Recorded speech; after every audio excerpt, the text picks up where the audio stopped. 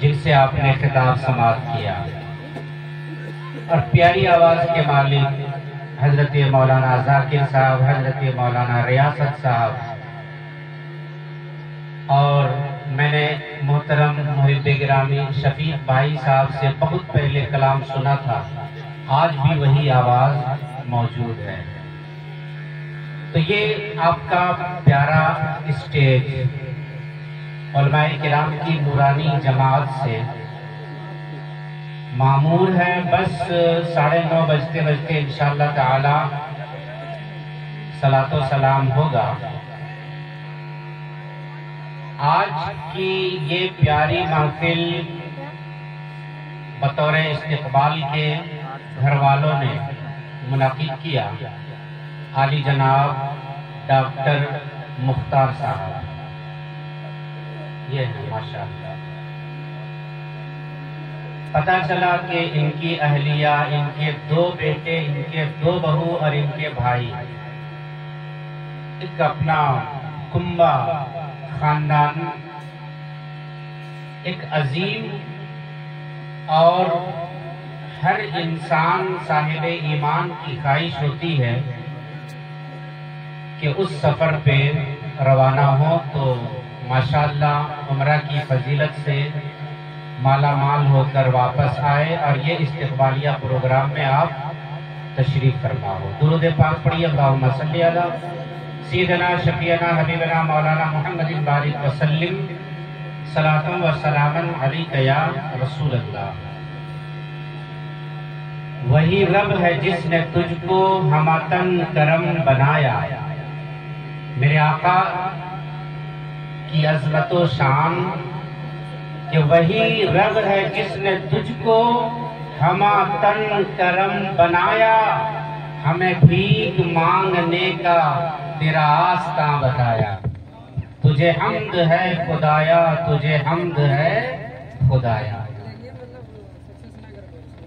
یہی بول سدرا والے چمنے جہاں کے تھالے، سبھی ہم نے چھان ڈالے، تیرے پائے کا نہ پایا، تجھے یک نہ یک بنایا، تجھے حمد ہے خدایا، تجھے حمد ہے خدایا۔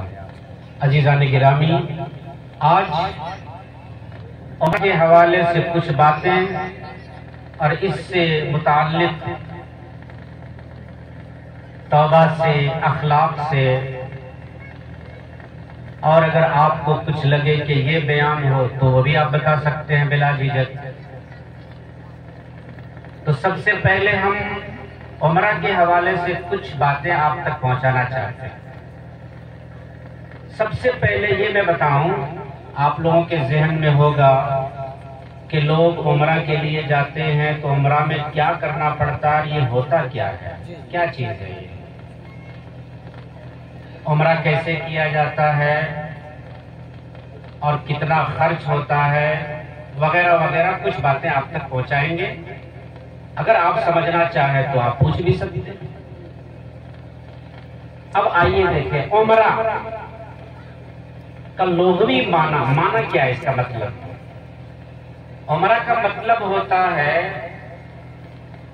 آباد رہنے والے گھر کی زیارت کرنا۔ کہہ دیجیے سبحان اللہ۔ عمرہ کا مطلب کیا ہے؟ آباد رہنے والے گھر کی زیارت کرنا۔ روئے زمین پر پوری دنیا میں آپ کو پتا ہوگا شاید کہ سب سے پہلا جو گھر بنایا گیا وہ کون سا گھر ہے؟ کوئی بھی بتائیں آپ میں سے، کوئی بھی بتائیں، انشاءاللہ میں انعام دوں گا۔ کوئی بھی بتائیں، پوری دنیا میں، اسٹیج چھوڑ کر پوری دنیا میں سب سے پہلے جو دھرتی پہ، زمین پہ جو گھر بنایا گیا وہ گھر کا نام کیا ہے؟ ماشاءاللہ، کیا نام ہے آپ کا؟ سمیر علی۔ کہاں کے رہنے والے ہیں؟ یہیں کے رہنے والے، ماشاءاللہ، بہت خوشی کی بات ہے، بہت اچھا لگا سن کر کے۔ انعام ہوتا ہے، حضرت محمد انعام کیا؟ ماشاءاللہ. یہ عزیزم سمیر سلمہ نے بڑا خوبصورت جواب دیا کہ پوری زمین پر سب سے پہلے جو گھر تعمیر کیا گیا اس کا نام کیا ہے؟ خانہ کعبہ. خانہ کا مطلب ہوتا ہے گھر. ایک کھانا جو ہم لوگ کھاتے ہیں وہ الگ چیز ہے، ایک ہے خانہ بڑی خاص ہے جس کا معنی ہوتا ہے گھر. اچھا کس نے تعمیر کیا؟ فرشتوں. سب سے پہلے خانہ کعبہ کو کس نے تعمیر کیا؟ تو اللہ کے حکم سے. جب انسان آباد نہیں تھا، ایک بھی آدمی ایک بھی انسان دھرتی پہ نہیں تھا، رب کا حکم ہوا فرشتے تو آسمان میں بیت المعمور کا طواف کرتے ہیں. ایک نقطے کی بات بتا رہا ہوں، فرشتے کہاں طواف کرتے ہیں؟ بیت المعمور کا طواف کرتے ہیں، جو ٹھیک خانہ کعبہ کی سیدھ میں اوپر میں ہے.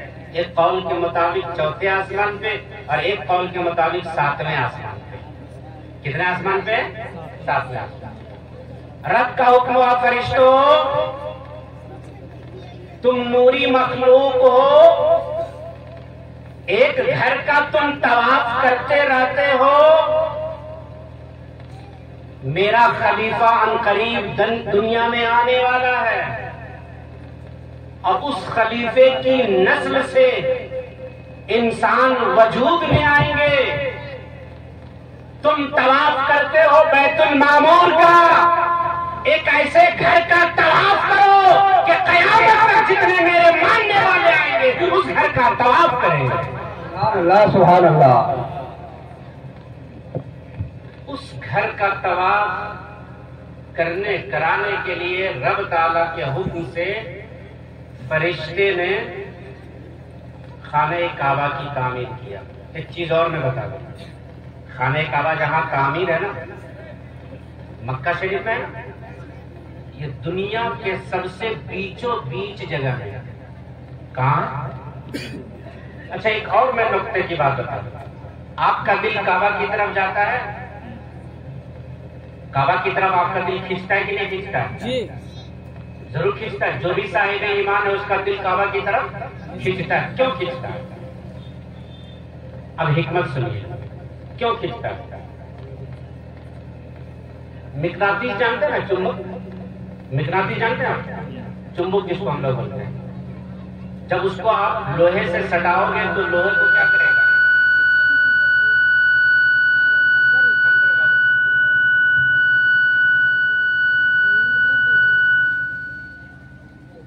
لوہے کو کیا کرے گا؟ وہ کھینچ لے گا. کھینچے گا نا. یہیں پہ ایک نقطے کی اور بات بتا دیتا ہوں. جب آپ پتھر کو اوپر پھینکتے ہو تو پتھر اوپر جاتا ہے، جب تک آپ کی طاقت استعمال ہوتی ہے اوپر جاتا ہے، اس کے بعد کیا کرتا ہے وہ نیچے آتا ہے. کیوں نیچے آتا ہے؟ کیا وجہ ہے؟ کیا سبب؟ کیونکہ اس پتھر کو زمین اپنی طرف کھینچ رہی ہوتی ہے، جس کے کھینچاؤ کی بنیاد پر وہ پتھر جب آپ کی طاقت ختم ہو جاتی ہے تو زمین کی طرف آتا ہے. حضرت آدم علیہ السلام کا پتلا جب تیار کرنا ہوا تو فرشتے نے جس جگہ سے مٹی کو اٹھایا تھا وہ مٹی کہاں کی تھی؟ آج جہاں خانہ کعبہ تعمیر کیا اسی مٹی کے حضرت آدم کا پتلا بنا، اس میں روح ڈالی گئی. تفصیل پہ نہیں جانا ہوں، میں صرف نقطے کی بات بتا رہا ہوں. اور اسی حضرت آدم سے ہم بنے. اس لیے ہم لوگ بولتے ہیں کہ ہم خاکی ہیں، ہم مٹی سے بنائے گئے. بولتے ہیں نا ہم لوگ مٹی سے بنائیں گے، مطلب کیا کہ ہمارا جد امجد جس سے ہم پیدا ہوئے حضرت آدم کی خلقت مٹی سے ہوئی، اور حضرت آدم کی مٹی کہاں سے اٹھائی گئی؟ آج جہاں خانہ کعبہ کی تعمیر ہے. اب سوچو ہمارا آپ کا سارے اہل ایمان کا کھچاؤ مکے کی طرف کیوں ہے؟ مکے کی طرف اس لیے ہے کہ اسی مکہ جہاں مکہ آج موجود ہے، اسی مکے کی مٹی سے ہم سب کی تعمیر ہوئی ہے۔ اسی لیے ایک قلبی ایک دلی لگا مکہ کی طرف اور ہم کھنچتے جاتے ہیں مکہ کی طرف۔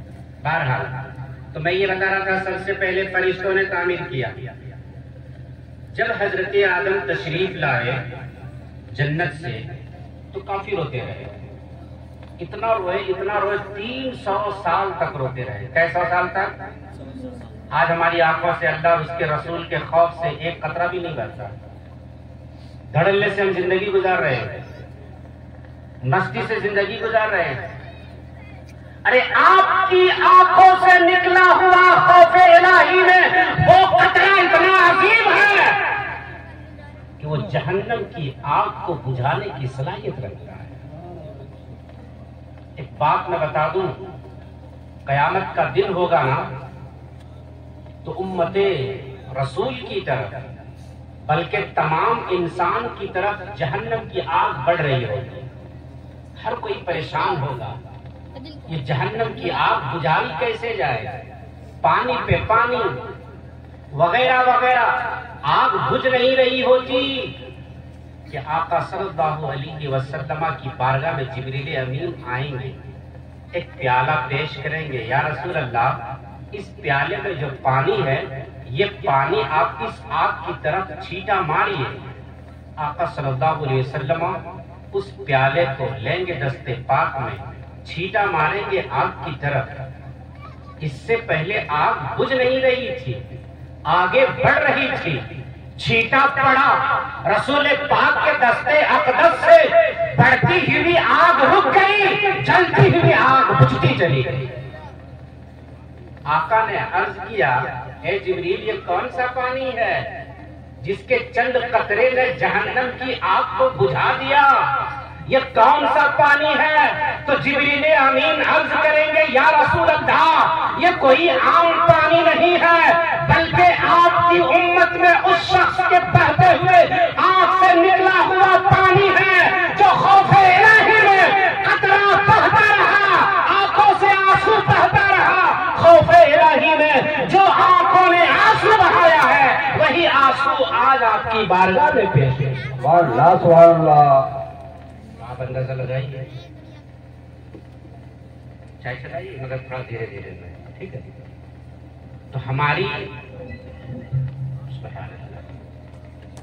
آنکھوں سے نکلا ہوا ایک قطرہ بڑا قیمتی ہے میرے بھائی۔ تو حضرت آدم کو کئی سو سال تک روتے رہے؟ 300 سال تک روتے رہے۔ حضرت آدم علیہ السلام جو ابھی ہندوستان کی سرزمین ہے یہ کٹ گیا، سری لنکا بنا، پاکستان بنا، بنگلہ دیش بنا، اس وقت ایک تھا خالی ہند۔ میں تفصیل پہ نہیں جا رہا ہوں، کچھ خاص باتیں میں بتانا چاہوں گا۔ حضرت آدم علیہ السلام کی ملاقات حضرت حوا سے کہاں ہوئی؟ کوئی بھی بتائیے۔ حضرت آدم کی ملاقات حضرت حوا سے کہاں ہوئی؟ کہاں ہوئی؟ ماشاءاللہ، کیا نام ہے آپ کا؟ عثمان انصاری، یہیں کے رہنے والے ہیں؟ یہ ہمارے مولانا سہیل صاحب قبلہ کدھر ہے؟ یہ حضرت آپ ذرا یہ ہمارے عثمان بھائی کو یہ تحفہ پیش کریں۔ یہ ماشاءاللہ ماشاءاللہ، بہت خوشی کی بات ہے۔ چلیے میں 9:30 بجے ختم کر دوں گا، گھبرائیے گا نہیں۔ اس موضوع پہ کافی وقت چاہیے، گھنٹہ 1.5 گھنٹہ، تبھی آپ کچھ مزید باتیں سمجھ سکتے ہیں۔ بہرحال ہمارے سلیمان بھائی کو عثمان بھائی بتایا، عثمان بھائی ماشاءاللہ، حضرت عثمان غنی کا صدقہ عطا ہو۔ ماشاءاللہ یہ ہمارے ڈاکٹر صاحب ہیں، سبحان اللہ، جو ابھی عمرہ کر کے ابھی آئے ہیں۔ ادھر ہی میں جا رہا تھا، تھوڑا سا تفصیل ہوتا جا رہا ہے۔ عرفات ایک میدان ہے جہاں پر ایک جبل رحمت ہے، جو ہمارے مختار بھائی اور عثمان بھائی آپ بھی گئے ہوں گے، جبل رحمت۔ وہیں پہ حضرت آدم کی ملاقات حضرت حوا سے ہوئی۔ اس کے بعد رب تعالیٰ کا حکم ہوا اے آدم خانہ کعبہ کی تعمیر کرو۔ اب حضرت آدم خانہ کعبہ کی تعمیر کرتے کیسے؟ نشان تو مٹ چکے تھے، حضرت جبریل امین آئے، نشان بتایا، حضرت آدم نے تعمیر فرمائی۔ حضرت نوح علیہ السلام کا زمانہ آیا۔ اچھا ایک سوال اور کوئی بھی بتائیے، خالی میں صرف آپ کے ذہن کو قریب اور اسلامی معلومات کو زیادہ سے زیادہ یاد رکھنے کے لیے میں آپ سے ایک سوال کر رہا ہوں۔ کس نبی کے زمانے میں سب سے زیادہ طوفان آیا تھا پوری دنیا میں؟ کوئی بھی بتائیں، انعام پائیں۔ نہیں ایک اور پہلے بولے آپ، یہ پہلے بولے ہمارے یہاں۔ کیا نام ہے آپ کا؟ خورشید انصاری، بڑھیا ہے، ڈاکٹر صاحب کے صاحبزادے ماشاء اللہ، ہمارے صاحب ہیں ماشاء اللہ۔ یہ ہمارے خورشید بھائی، نہیں ابھی میں تازہ دے دیجیے نا، بعد میں دیجیے گا نا، ابھی بھورا نہ ہوگی۔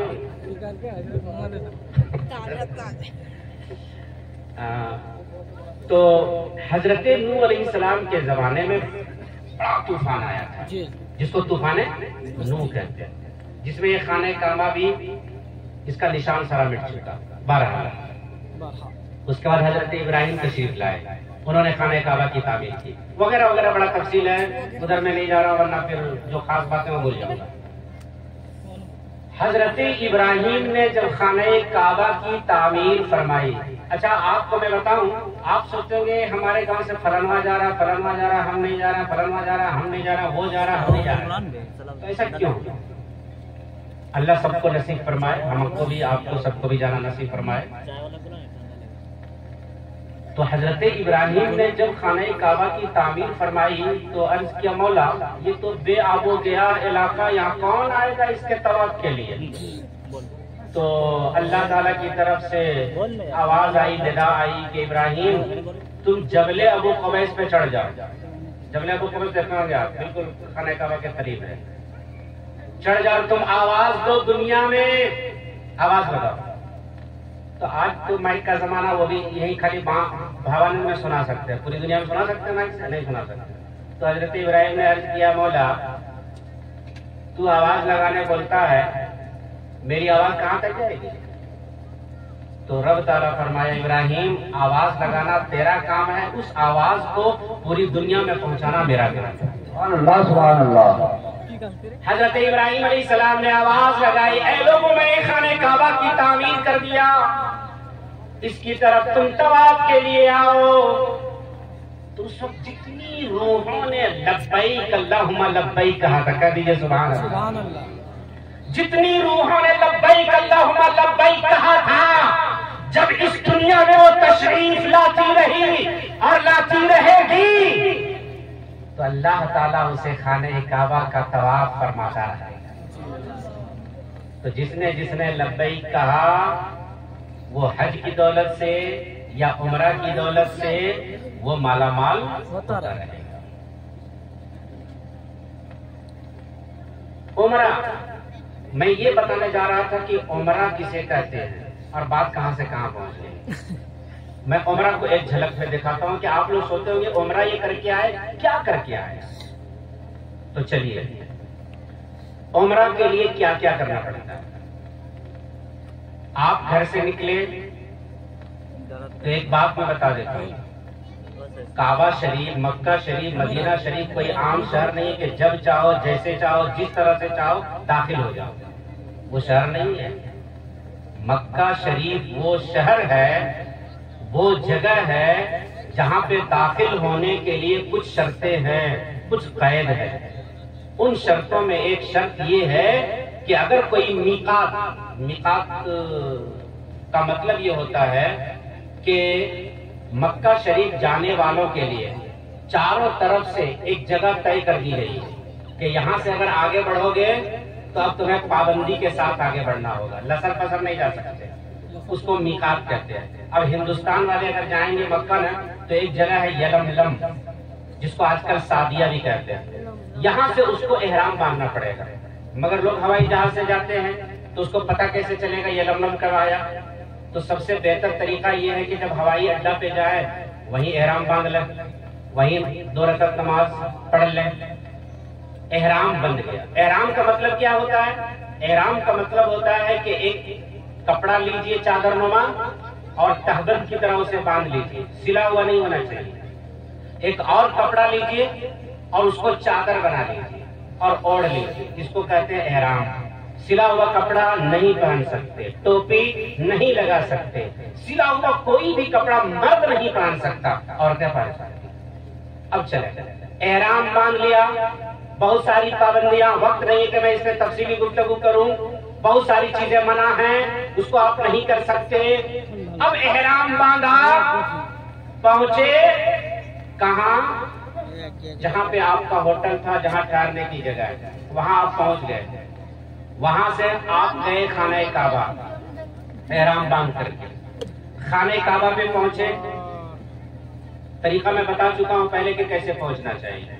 وہاں پہنچنے کے بعد خانہ کعبہ کا طواف کرنا ہے۔ سب سے پہلے کیا کرنا ہے؟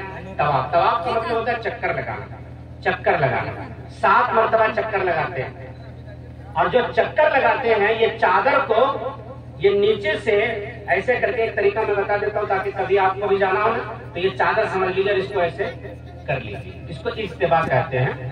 بہرحال اس طرح چادر کر کے آپ طواف کو شروع کیجئے۔ کہاں سے؟ جہاں حجر اسود نصب ہے، جس کو رکن اسود کہتے ہیں۔ یہ وہی پتھر ہے جب جنت سے آیا تھا، یہ چمک رہا تھا، روشن تھا، اتنا روشن تھا کہ علماء فرماتے ہیں کہ جب حضرت ابراہیم نے مکہ شریف میں اس پتھر کو رکھا تو اس کی روشنی اتنی پھیلی کہ جہاں تک اس کی روشنی پہنچی وہاں تک حدود حرم کا لایا۔ حدود حرم اس کی تفصیل کا سمے نہیں ہے، میں بتاؤں گا پھر کبھی۔ تو رکن اسود، حجر اسود، وہاں ہری لائٹ لگی رہتی ہے، وہاں سے آپ کو طواف شروع کرنا ہے۔ یہاں نیت کر لیجیے، طواف شروع کیجیے، چکر لگائیے، رکن عراقی ملے گا، پھر رکن شامی ملے گا، پھر رکن یمانی ملے گا، پھر پہنچ کے آ گئے رکن اسود تک۔ یہ ایک چکر ہوا۔ چکر کتنا لگانا ہے؟ 7 چکر۔ 7 چکر میں مردوں کے لیے پہلے 3 چکر میں اکڑ کے چلنا، پورے شان سے چلنا، دل کی چال کے ساتھ چلنا، پہلوان کی طرح چلنا۔ میں اب آپ کو ایک بات بتانا چاہتا ہوں، قرآن فرماتا ہے اِنَّ بَطْشَ رَبِّكَ لَشَدِيدٌ، تیرے رب کی پکڑ سخت ہے۔ وَلَا تَمْشِ فِي الْأَرْضِ مَرْحًا، زمین پر اکڑ کے نہ چلو۔ قرآن کہہ رہا ہے زمین پر اکڑ کر نہ چلو۔ جب عمرہ کرنے والا جاتا ہے، حج کرنے والا جاتا ہے، جب وہ خانہ کعبہ کا طواف کرتا ہے اکڑ کے چلتا ہے۔ قرآن کہہ رہا اکڑ کے نہ چلو، مگر طواف کر رہے ہو تو وہاں اکڑ کے چلنے کا حکم ہے۔ مطلب کیا ہے؟ یہ قرآن پہ عمل ہوا کہ نہیں ہوا؟ تو اب میں بتاؤں گا یہ اکڑ کے چلنا کیوں ہے، اس کی حکمت کیا ہے، تو سنتے چلو۔ 9:30 بج جائے تو ہاتھ اٹھا دیجیے گا، صلاۃ و سلام ہو جائے گا۔ شروع میں جب صحابہ کرام طواف کرنے لگے تو کمزور تھے، غریب تھے۔ ابتدائی اسلام میں غریب ہی مسلمان ہوئے، تو وہ تھوڑا سکڑ کر کے طواف کرتے تھے۔ تو تانا دینا شروع کیا کفار قریش نے، یہ دیکھو کمزور لوگ کیا طواف کریں گے، ارے ہماری طرح ان لوگوں کو طواف کرنا چاہیے، کیا ان لوگوں کے پاس تھا؟ نبی کریم تک یہ آواز پہنچی، آقا نے حکم دیا، اے میرے غلاموں، اب اگر خانہ کعبہ کا طواف کرنا ہے تو اب سکڑ کے نہیں چلنا ہے، بلکہ کفار کو دکھا دینا ہے کہ تم سے بھی زیادہ مجھے پر اکڑ کے چلو۔ صحابہ کرام کی اس سنت کو، رسول پاک کی اس سنت کو رب تعالیٰ نے پسند فرمایا۔ قیامت تک کے لیے طواف کرنے والوں کو حکم دیا کہ تمہارا طواف اس وقت تک قبول نہیں ہوگا جب تک تم میرے رسول کے مطابق طواف نہ کرو۔ دنیا کے اور گوشے میں چلو گے، اکڑ کے چلو گے تو پکڑ کروں گا، اکڑ کے چلو گے تو جہنم بھیجوں گا، اکڑ کے چلو گے تو سزا دوں گا، مگر خانہ کعبہ میں تم اکڑ کے چلو گے، میرے رسول کی سنت ادا ہوگی، اکڑ کے چلو گے میرے رسول کے ماننے والوں کی سنت ادا ہوگی۔ یہ طواف۔ ایک چیز اور، حجر اسود کے پاس یا تو بوسہ دیجیے، ظاہر سی بات ہے کہ اس پتھر کو بوسہ میرے آقا نے دیا۔ حضرت عمر فاروق فرماتے ہیں، عمر کا پتھر کو اٹھایا، ہاتھ میں لیا، کہا اے پتھر تو پتھر ہے، تو اس قابل نہیں ہے کہ تجھے چوما جائے، تجھے بوسہ دیا جائے، اس قابل نہیں ہے کہ تجھے ہونٹوں سے لگایا جائے، مگر عمر فاروق تجھے اس لیے چوم رہا ہے، عمر فاروق تجھے اس لیے ہونٹوں سے لگا رہا ہے کہ میرے آقا نے تجھے ہونٹوں سے لگایا۔ تو یہ ایک چکر ہوا۔ ایک چیز اور، رکن یمانی سے رکن اسود کے بیچ میں جو جگہ ہے اس کو مستجاب کہتے ہیں۔ حدیث پاک میں آتا ہے کہ 70,000 فرشتے اینی ٹائم وہاں پرزینٹ رہتے ہیں، موجود رہتے ہیں، اور جب کوئی دعا کرتا ہے تو یہ 70,000 فرشتے اس کی دعا پہ آمین کہتے ہیں۔ کہہ دیجئے سبحان اللہ۔ اب جس کی دعا پہ 70,000 فرشتے آمین کہیں، وہ بھی خانہ کعبہ میں مستجاب میں، تو رب تعالیٰ اس کی دعا کو قبول کیوں نہیں فرمائے گا؟ یہ 70,000 فرشتے۔ اس کے بعد ایک حتیم ہے، میں ایک روایت پڑھ دے رہا ہوں۔ حتیم ایک جگہ ہے، یہ ہمارے ڈاکٹر مختار صاحب گئے ہوں گے تو طواف کر رہے تو وہاں ایک حتیم جگہ ہے۔ یہ حتیم کہاں ہے، کس کے بیچ میں ہے؟ یہ اللہ کا کرم ہوا کہ 2014 میں یہ ناچیز بھی عمرہ کی دولت سے مشرف ہوا تھا، اور اللہ کا یہ کرم ہوا کہ میں دعا بھی کر رہا تھا کہ مولا یہ طواف کے دوران بارش ہو جائے، کیونکہ میں سنا کرتا تھا، حدیث پاک بھی پڑھا تھا کہ اگر میزاب رحمت سے چھینٹے لگ کے تیرے بدن میں لگے ہیں تو یہ اللہ تعالیٰ کا بڑا کرم ہوگا، بڑی سعادت نصیبی ہوگی۔ تو طواف کرتے کرتے کیا ہوا، بارش آ گئی، ماشاءاللہ۔ مفتی شمس الدین بھی ساتھ میں تھے، بہت سارے علماء کرام بھی ساتھ تھے، بارش آ گئی۔ مگر جو ہی بارش آئی نا تو وہاں کیا ہوا کہ کوئی بڑا جو اس کا آدمی تھا وہ گیٹ لگا دیا، اور جب تک وہ نماز پڑھتا رہا وہ تب تک یہ کوئی اندر نہیں جا سکا۔ جب وہ نماز پڑھ کے باہر نکلا تب ہم لوگ کو موقع ملا، اور پھر جو ہے حتیم کے اندر گئے۔ تو حتیم پر ایک حدیث پاک میں سناتا ہوں۔ حضرت عائشہ رضی اللہ تعالی عنہا نے ایک مرتبہ منت مانی تھی، اے اللہ جب فتح ہو جائے مکہ، کیونکہ مکہ سے میرے آقا نکالے گئے تھے، تو آپ نے منت مانی تھی، اے اللہ مکہ جب فتح ہو جائے تو میں خانہ کعبہ کے اندر 2 رکعت نماز پڑھوں گی۔ آج لوگ کچھ عورتیں ہماری ماں بہنیں یہ منت مانتی کہ اللہ یہ ہمارا کام ہو جائے تو میں چادر چڑھاؤں گی جا کے اجمیر شریف میں، تو مارہڑا شریف میں، تو گلبرگہ شریف۔ یہ منت ماننا غلط ہے، اور اگر آپ کی ماں بہنیں، آپ کے گھر والے اس طرح کی منت مانتے ہیں تو بھائی میرے سراسر غلط ہے، ناجائز ہے، درست نہیں ہے۔ جب ایک عورت کو مسجد میں جانا منع ہے، ایک عورت کو مسجد میں جو کہ فرض نماز ہے، جماعت کے ساتھ نماز پڑھنا واجب ہے، مگر ایک عورت کو مسجد جانا منع ہے تو اس کو مزار جانا کیوں جائے؟ لہٰذا یہ منت ہی درست نہیں ہے کہ اگر کوئی عورت، ایک چیز اور بتا دوں، بہت سارے ہمارے ماں بہن اور آپ بھی منت مانتے ہیں، اللہ میرا بچہ ہوا تو اس کا بال میں کہاں اتاروں گا؟ اجمیر شریف۔ غلط۔ اس طرح کی منت نہ مانو، خواجہ راضی نہیں ہوتے، مارہرا والے راضی اس طرح کی منت سے نہیں ہوتے۔ تو میں کیا بول رہا تھا؟ حتیم حضرت عائشہ نے منت مانی، یا اے اللہ اگر مکہ فتح ہو گیا تو میں 2 رکعت نماز خانہ کعبہ کے اندر پڑھوں گی۔ تو اس بات جب مکہ فتح ہو گیا تو نبی کریم صلی اللہ علیہ وسلم کی بارگاہ میں اس خواہش کو آپ نے ظاہر فرمایا، تو آپ نے اپنی زوجہ حضرت عائشہ ام المومنین کا ہاتھ پکڑا اور حتیم میں لے گیا اور کہا یہی نماز پڑھو۔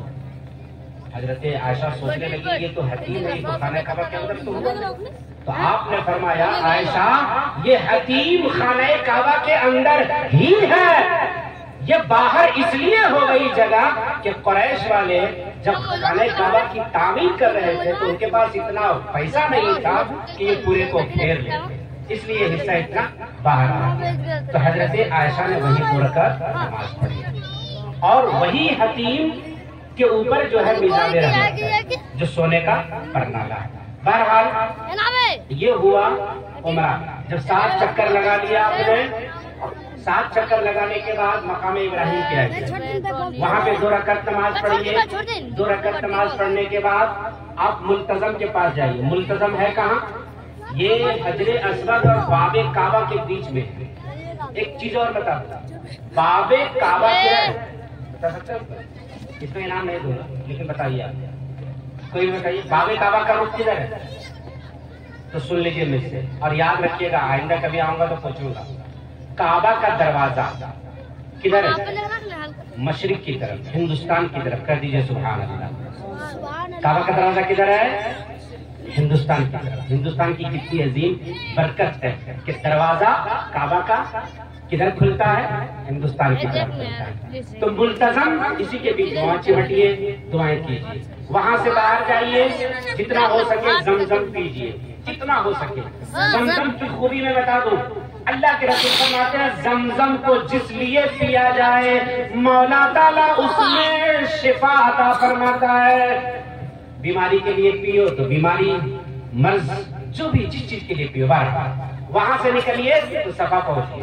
صفا ایک پہاڑی کا نام ہے جو اب پہاڑی ہے نہیں، ایک نشان ہے۔ وہاں سے آپ چکر لگائیے مروہ، صفا سے مروہ 1 چکر، مروہ سے صفا 1 چکر، 7 چکر لگائیے۔ یہاں بھی ایک چیز، ایک حکمت بتا کے میں اب 9:30 بجنے والا ہے۔ یہاں سے جب صفا اور مروہ کے درمیان چلیں گے نا تو یہاں کچھ دور تک ہری لائٹ رہے گی۔ یہ ہری لائٹ کے اندر تو ہمارے مختار بھائی گئے ہوں گے، ہمارے عثمان بھائی گئے ہیں۔ یہ ہری لائٹ کے اندر آپ کو تھوڑا سا دوڑنا، کیا کرنا ہے؟ دوڑنا کیوں دوڑتے ہیں؟ یہ حکمت میں آپ کو بتا رہا ہوں، بس چند منٹ میں۔ حضرت اسماعیل علیہ السلام جب پیاس سے بے چین ہونے لگے تو ماں کی ممتا ہے میرے بھائی، یہ واقعہ بڑا لمبا ہے، میں ادھر نہیں جاتا ہوں۔ حضرت حاجرہ بے چین ہو گئی، دودھ آپ کا خشک ہو چکا ہے، بے آب و گیا میدان ہے، پانی کا نام و نشان نہیں ہے، حضرت ابراہیم بھی نہیں ہے، صرف حضرت حاجرہ اور حضرت اسماعیل۔ پیاس کی تڑپ دیکھی نہ گئی حضرت حاجرہ سے۔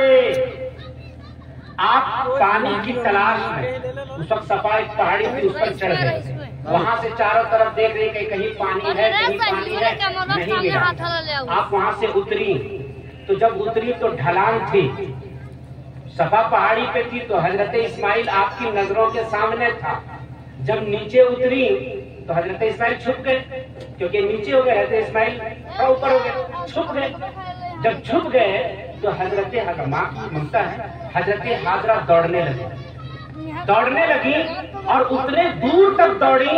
اب دیکھ رہے ہیں اپنے بیٹے کی طرف، دیکھ رہے ہیں اپنے بیٹے کی طرف، کوئی جانور آ کے لے تو نہیں جا رہا ہے۔ تو جتنے دور تک حضرت اسماعیل آپ کی نگاہوں سے چھپے رہے اتنی دور تک آپ دوڑتے رہے، اور جو ہی مروہ پہ آپ چڑھنے لگی تو حضرت اسماعیل نظر آنے لگے، تو آپ دھیرے دھیرے چلنے لگی۔ تو اب آپ کو بتاؤں، حضرت حاجرہ کا یہ دوڑنا رب کو بھا گیا، رب کو پسند آ گیا، رب کو محبوب ہو گیا۔ تو رب تعالیٰ نے اپنے حبیب کے ذریعے یہ حکم دے دیا کہ صفا مروہ کے درمیان جب کوئی چکر لگائے، صحیح کرے، تو اب تو ضرورت نہیں ہے مگر اسے حضرت حاجرہ کی سنت ادا کرنی ہوگی۔ سنت ادا کرے گا تبھی صحیح ہوگی، حضرت حاجرہ کی سنت ادا نہیں ہوگی تو صحیح بھی نہیں۔ اسی لیے آج تو ضرورت ہے نہیں، مگر آج ہم حضرت حاجرہ کی سنت ادا کرتے ہوئے اتنی دور تک دوڑتے ہیں جہاں ہری لائٹ لگی ہے۔ جب 7 چکر ہو گیا تو اب باہر نکلیے، اپنے سر کو مڑائیے، یعنی بال کو مڑائیے، یا تو پورا مڑا دیجیے یا تو چوتھائی مڑائیے۔ اب احرام سے باہر ہو گئے، اسی کو عمرہ کہتے ہیں۔ عمرہ سمجھ میں آ گیا؟ اسی کو عمرہ کہتے ہیں۔ اللہ تعالی ہم سب کو عمرہ کی برکتوں سے مالا مال فرمائے۔ چلتے چلتے ایک حدیث اللہ کے رسول فرماتے ہیں، العمرۃ الی العمرۃ کفارۃ لما بینہما، کہ ایک عمرہ دوسرے عمرے تک، اس کے درمیان جو بھی کچھ گناہ ہوگا مولا تعالیٰ اس گناہ کو اس عمرہ کے بدلے دور فرما دے گا۔ جیسے آپ نے ایک عمرہ کیا، 1 سال کے بعد ایک اور عمرہ کیا، اس کے درمیان کسی طرح کا کوئی گناہ یا خطا سرزد ہو گئی تو اس عمرہ کی بدولت اللہ تبارک و تعالی اس کے گناہ کو مٹا دے گا۔ تو عمرہ کا کئی فائدہ ہے۔ ایک فائدہ یہ ہے کہ گناہ مٹاتا ہے، دوسرا فائدہ یہ ہے کہ غربت کو دور کرتا ہے۔ لوگ سوچتے ہیں کہ عمرہ کرنے جائیں گے 80,000 چلا جائے گا، 90,000 چلا جائے گا، مگر میرے آقا فرماتے عمرہ کرو رب تمہیں مالدار فرما دے گا۔ تو دوسرا فائدہ کیا ہے؟ عمرہ غربت کو، محتاجی کو دور فرماتا ہے۔ تیسرا فائدہ کیا ہے کہ عمرہ میں جانے کے بعد طرح طرح اللہ کے نبیوں کے اور اللہ کے مقدس بندوں کی جگہوں کی زیارت نصیب ہوتی ہے۔ اب وقت نہیں ہے، اللہ تبارک و تعالی ہم سب کو عمرہ کی دو۔ ایک چیز اور بتا دیتا ہوں، عمرہ صرف سنت ہے، واجب نہیں ہے، فرض نہیں ہے۔ لہذا وہ آدمی جس پر حج فرض ہے تو اس کو حج کرنا چاہیے، کیونکہ جو حج نہیں کرتا اس پر حج فرض ہے تو ہو سکتا ہے کہ کہیں وہ نصرانی ہو کے نہ مرے، یہودی ہو کے نہ مرے، اللہ ہو بنی، بڑی سخت وعید ہے۔ تو جس پر حج فرض ہے تو پہلے وہ حج کرے، اور حج کر لیا ہے تو اللہ نے نوازا ہے تو عمرہ پہ عمرہ وہ کرتا رہے۔ تو عمرہ کیجئے۔ ہمارے ڈاکٹر مختار صاحب نے اور ان کے بھائیوں اور ان کے گھر والوں نے عمرہ کی دولت سے مالا مال ہو کر واپس تشریف لائے، یہ اللہ کے مہمان بنے۔ ان کو اور چلتے چلاتے کہ جو بھی عمرہ کے لیے جاتا ہے، حج کے لیے جاتا ہے، جب تک اس کا پیر گھر میں نہیں لگتا ہے، جو بھی دعائیں کرتا ہے مولا تعالیٰ اس کی دعا کو قبول فرماتا ہے۔ سلام علیکم۔